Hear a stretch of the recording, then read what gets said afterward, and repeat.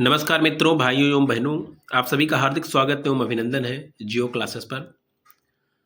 एक लाइन है कि कुछ किए बिना ही जय जयकार नहीं होती, कुछ किए बिना ही जय जयकार नहीं होती और कोशिश करने वालों की कभी हार नहीं होती। कोशिश करने वालों की कभी हार नहीं होती। आप किसी भी कॉम्पिटिटिव एग्जाम की तैयारी कर रहे हैं, आप कोशिश करते रहेंगे तो आपकी कभी हार नहीं होगी। अगर आप असफल होते हैं तो आप जरूर कुछ ना कुछ सीखते हैं और कुछ बेहतर सीखते हैं अपने अगले अटेम्प्ट के लिए। तो आप निरंतरता के साथ बने रहिए, कोशिश करते रहिए, कभी हार नहीं होगी। आज हम बात करते हैं एजीटीए में कुल कितनी सीटें हैं ईडब्ल्यूएस कैटेगरी की। ईडब्ल्यूएस कैटेगरी में कुल कितनी सीटें हैं और हम बात ये भी करेंगे कि केवल उन्हीं स्टूडेंट्स को लाभ मिलेगा ईडब्ल्यूएस का जिन्होंने यह काम कर लिया होगा। तो कौन सा काम करना था? और बहुत सारे ऐसे भी स्टूडेंट हैं जिन्होंने ईडब्ल्यूएस सेलेक्ट किया और वो ऑलरेडी ईडब्ल्यूएस में हैं, लेकिन उसके बावजूद वो ईडब्ल्यूएस में काउंट नहीं होंगे, वो जर्नल कैटेगरी में चले जाएंगे। और ऐसा मैं क्यों कह रहा हूं? मैं ऐसा अभी आपको जो हमारा नोटिफिकेशन एजीटीए का आया हुआ था उसके आधार पे कह रहा हूं। उस नोटिफिकेशन में सारी चीजें लिखी हुई हैं, उन चीजों को मैं ओपन करके आपको दिखाऊंगा एक एक चीजें, और आप खुद जाकर अगर नोटिफिकेशन आपके पास में है या आप डाउनलोड कर सकते हैं साइट से और आप चेक कर सकते हैं कि जो मैंने चीजें कही वो सही है या गलत है। अब यहाँ पे बात होगी कि एजीटीए में कुल कितनी सीटें हैं और ईडब्ल्यूएस कैटेगरी की कितनी सीटें हैं और केवल उन्हीं स्टूडेंट को लाभ मिलेगा। कौन से स्टूडेंट को लाभ मिलेगा? जिन्होंने क्या किया होगा। तो इसके लिए सबसे पहले हम ये देखेंगे कुल कितनी सीटें हैं। जैसा कि आप देख पा रहे हैं, ये मैंने नोटिफिकेशन से निकाला हुआ है और इसमें मैं आपको दिखाना चाहूंगा। इसमें आप देखेंगे लिखा है कृषि निदेशक, कृषि विभाग उत्तर प्रदेश।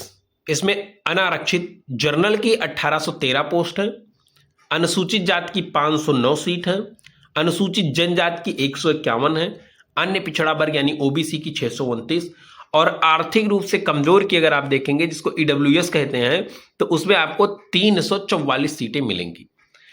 और ये आप देख सकते हैं आर्थिक रूप से कमजोर के लिए 344 सीटें। और ये 344 सीटें जो हैं इसमें जिन जिन स्टूडेंट्स ने जो ईडब्ल्यूएस में हैं और उस कैटेगरी में ईडब्ल्यूएस में आ रहे हैं उनको इसका लाभ मिलना है। लेकिन अब इसमें भी कुछ कंडीशन है। अब उस टाइम पे जब फॉर्म फिल हो रहा था तो उसमें केवल यस और नो किया जा रहा था। क्योंकि मैंने भी इसमें किया हुआ है, मैंने भी फॉर्म डाला है, मैं भी ईडब्ल्यूएस से बिलोंग करता हूं और मैंने उन सारी चीजों को पढ़ा हुआ था। और अभी मैं आपको बता दूं कि जिन लोगों का ये कंप्लीट नहीं हुआ होगा ईडब्ल्यूएस का, वो ईडब्ल्यूएस में थे लेकिन उन्होंने उस कैटेगरी को, उस क्राइटेरिया को फॉलो नहीं करा, वो डायरेक्ट इस 1813 में आ जाएंगे। उनको ईडब्ल्यूएस में काउंट नहीं किया जाएगा, उसको काउंट कर लिया जाएगा जनरल कैटेगरी में।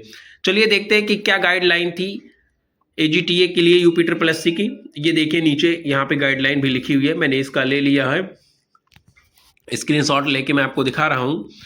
यहाँ पे एक एक लाइन मैं आपको यहाँ पे दिखाना चाहूंगा। लिखा है आर्थिक रूप से कमजोर वर्ग यानी कि ईडब्ल्यूएस के अंतर्गत आरक्षण का दावा करने वाले अभ्यर्थी जिसके परिवार के समस्त स्रोतों की आय, वो चाहे वेतन से हो, कृषि से हो, व्यापार से हो या किसी भी चीज से हो, तो समस्त जो इनकी आय होनी चाहिए वो आप यहाँ पे देखेंगे कि आय आवेदन जो है पूर्व वर्ष, मतलब जिस वर्ष में आप बना रहे हैं उसके पिछले वर्ष में 8 लाख रुपए से कम होनी चाहिए एवं आर्थिक रूप से कमजोर ईडब्ल्यूएस को 10% आरक्षण दिए जाने के संबंध में उत्तर प्रदेश शासन की अधिसूचना की संख्या फलाना फलाना में दिनांक 31 अगस्त 2020 द्वारा प्रख्यापित उत्तर प्रदेश लोक सेवा आर्थिक रूप से कमजोर वर्ग के लिए आरक्षण अधिनियम 2020 में विहित शर्तों को पूरा करते हैं को 10% आरक्षण का लाभ अनुमान्य होगा।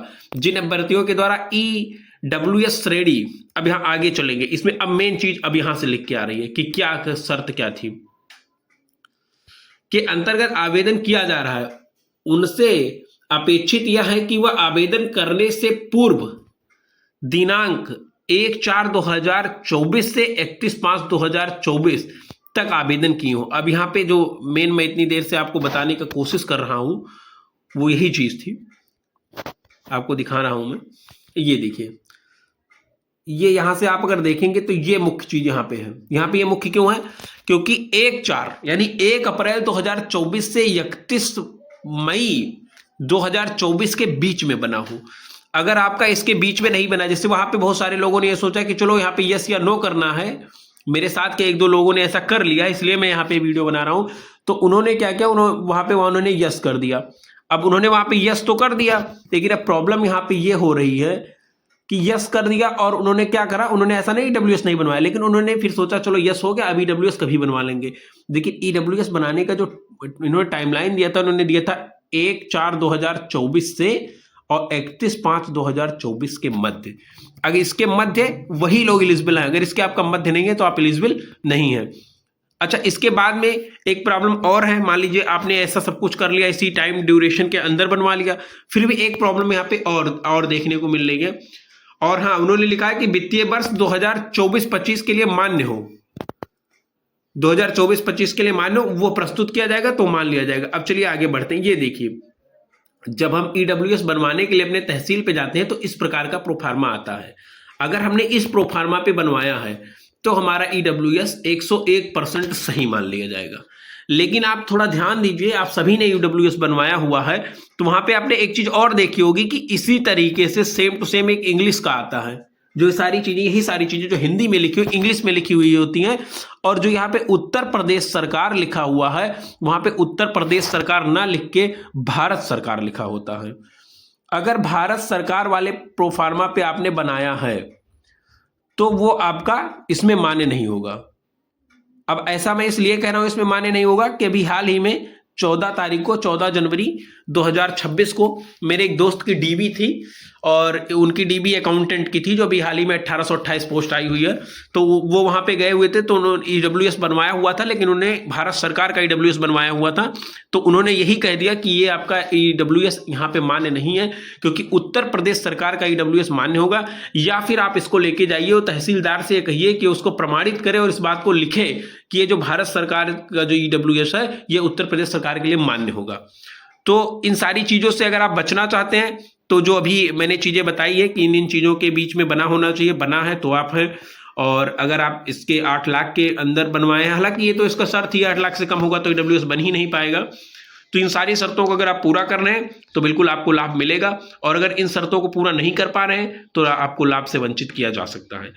बाकी अगर आपको वीडियो अच्छी लगी है तो आपसे अनुरोध है, लाइक करें, शेयर करें, सब्सक्राइब करें, और आप अगर कुछ कहना चाहते हैं तो कृपया कमेंट करें, और कमेंट के माध्यम से मैं उनको देखूंगा, चीज़ों को जो चीज़ें सुधारने लायक होंगी वो सुधारूंगा।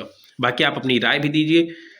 इसी के साथ मेरे मित्रों, भाइयों, बहनों सभी को जय हिंद, जय भारत, जय माँ भारती।